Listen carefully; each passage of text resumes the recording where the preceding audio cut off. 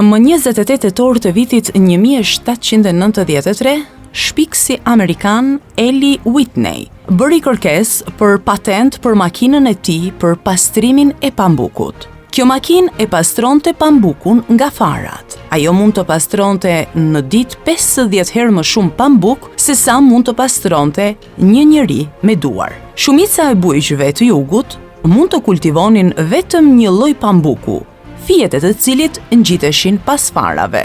Rrjedhimisht pastrimi i pambukut me dorë ishte shumë i kushtueshëm dhe duke përdorur punën e skleverëve. Për shkak të kostos të lartë të pastrimit të pambukut, fermerët e jugut kishin filluar të interesoheshin për kultura të tjera. Megjithatë, makina për pastrimin e pambukut revolucionarizoi ekonominë e jugut. Në fillim të shekullit të 19, pambuku ishte burim kryesor i të ardhurave të shteteve të jugut amerikan.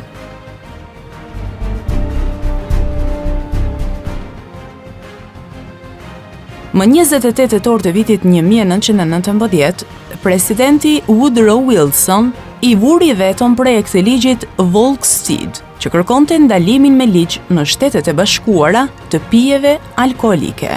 Presidenti Wilson i vuri veton këtij projekt ligji sepse mendonte që amerikanët nuk favorizonin amandamentin e 18, i cili ndalonte pijet alkoolike. Por dhoma e përfaqësuesve rrëzoi veton presidenciale brenda 2 orësh. Të njëjtën gjë bëri të nesërmën edhe Senati. Ligji Volstead jepte përkufizime dhe caktonte gjoba për shkeljen e amandamentit të 18 të Kushtetutës, që ndalonte prodhimin, shitjen apo transportimin e pijeve alkoolike në Shtetet e Bashkuara të Amerikës. Më 5 dhjetor të vitit 1933, u ratifikua amandamenti i 21 i Kushtetutës, i cili zhvlerësonte amandamentin e 18 dhe i bënte përsëri të ligjshme pijet alkoolike në Shtetet e Bashkuara të Amerikës.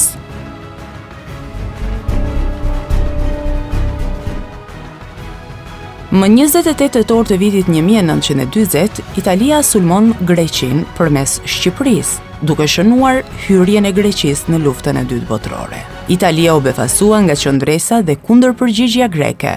Lufta filloi pasi diktatori grek Ioannis Metaxis hodhi poshtë një ultimatum italian që kërkonte pushtimin e territorit grek. Forcat italiane pushtuan Greqinë.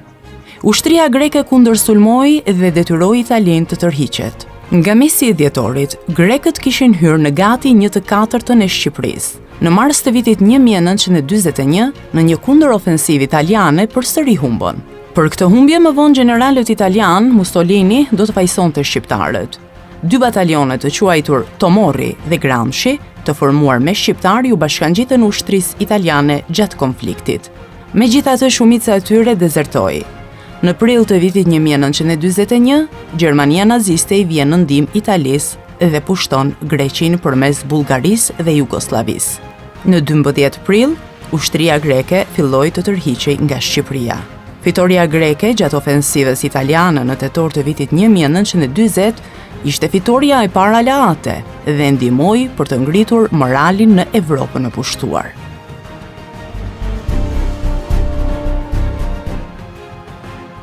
Më 28 tetor të vitit 1948, kimisti zviceran Paul Muller nderohet me çmimin Nobel për mjekësi për zbulimin insekticidi të njohur si DDT. Por në vitin 1962, biologja amerikane Rachel Carso botoi librin Silent Spring, ku ajo klasifikon ndikimet mjedisore të sporkatjes pa dallim me DDT në Shtetet e Bashkuara të Amerikës dhe vën në pikpyetje logjikën e çlirimit në sasi të mëdha të kimikateve në mjedis, pa kuptuar plotësisht efektet e tyre në shëndetin e njeriut apo të mjedisit.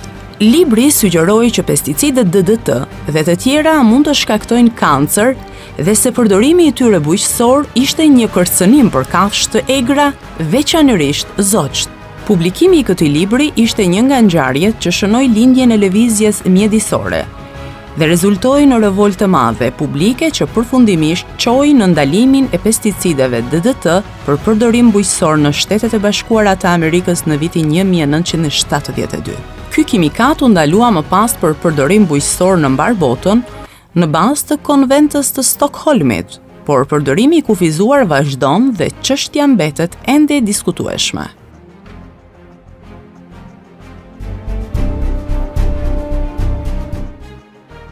Me 28 tetor të vitit 1961, retorika sovjetiko-shqiptare arrin kulmin, kur Hrushovi nga tribuna e Kongresit të Partisë Komuniste Sovjetike deklaron se fundi i kultit të individit për Enver Hoxhën, Mehmet Shehun e udhëheqës të tjerë të lartë shqiptar, praktikisht do të sillte fundin e tyre në krye të vendit. Ata nuk duan që kjo të ndodhë, ndërsa ne e kemi bërë, tha Hrushovi.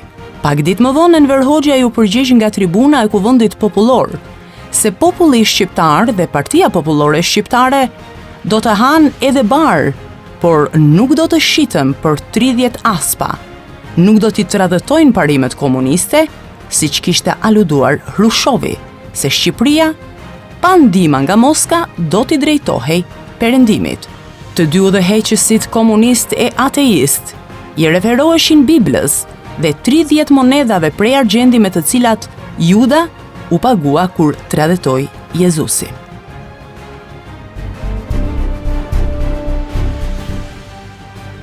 Në vitin 1972 kanë fluturuar aeroplani i parë i Airbus A300. Ishte aeroplani i parë në botë trupgjer me 2 motor. Një variant më i shkurtër i A300 njihet sot si A310. Suksesi me të vërtet filloi me lansimin e modelit A320, trupu ngusht për distanca të shkurtra që solli në treg sistemin e kontrollit fly-by-wire. A320 u prodhua edhe në versione më të shkurtër, A318 dhe A319. Versioni i zgjatur është emëruar A321 dhe është konkurrent i Boeing 737.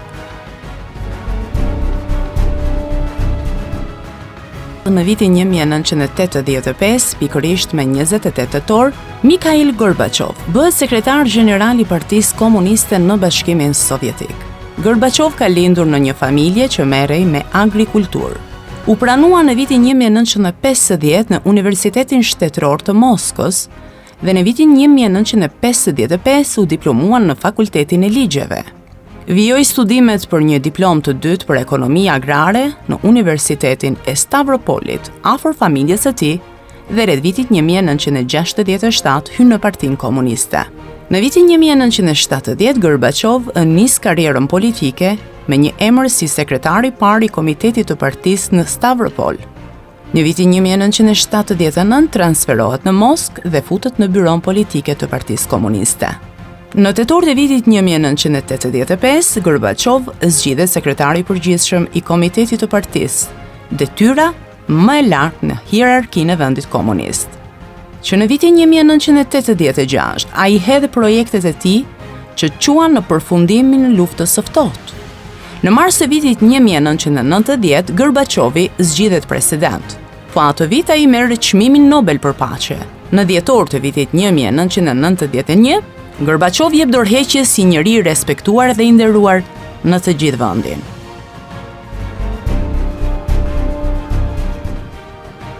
Me 28 tetor të vitit 1955 ka lindur pronari i Microsoft, Bill Gates. Gates ishte kryearkitekti i softwareit i firmës së njohur Microsoft, e cila bën xhiro rreth 36.84 miliard dollar amerikan në vit dhe ka 128.000 punëtor, të shpërndarë në 85 vende të ndryshme në botë.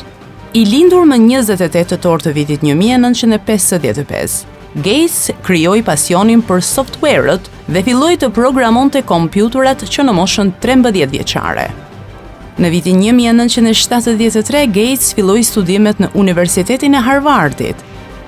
Gjatë kohës në Harvard, ai krijoi një version të gjuhës së programimit BASIC për mikrokompjuterin e parë, MITS Altair. Në moshën rinore, Gates e la Harvardin që t'i përkushtohej Microsoftit, një kompani që ai e kishte ndërtuar në vitin 1975, bashkë me mikun e tij të fëmijërisë, Paul Allen. Në ndrejtimin e Gates, misioni i Microsoftit ka qenë vazhdimisht i avancuar dhe të përmirësoj teknologjinë e të kënaqë përdorimin e kompjuterave nga njerëzit. Gates është tashmë njeriu më i pasur në botë, por gjithashtu është një filantropist.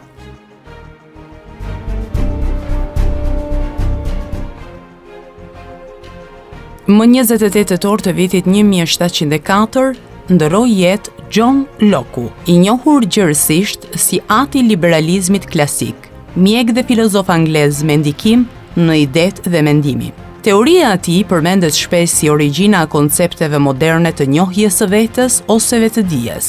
Lidhur me anën materiale, John Locke argumenton se prona është një e drejtë e natyrshme dhe rrjedh nga puna. Termat me të cilat Locke përcaktoi të drejtat e njeriut të lidhura me natyrën u rimorën në shekullin e 18, si në Kushtetutën Amerikane, ashtu edhe në Deklaratën e të drejtave të njeriut që doli nga Revolucioni Francez. Për John Locke, njeriu nuk është më një qenie nga natyra egoiste dhe ashpër, por një subjekt etik që në kërkim të lumturisë së tij ka gjithashtu parasysh lumturinë e botës së përtejme dhe që si pasoj sillet në mënyrë morale. Sipas tij, prona i paraprin qeverisë, prandaj qeveria nuk ka të drejtë ta tjetërsojë atë në mënyrë arbitrare.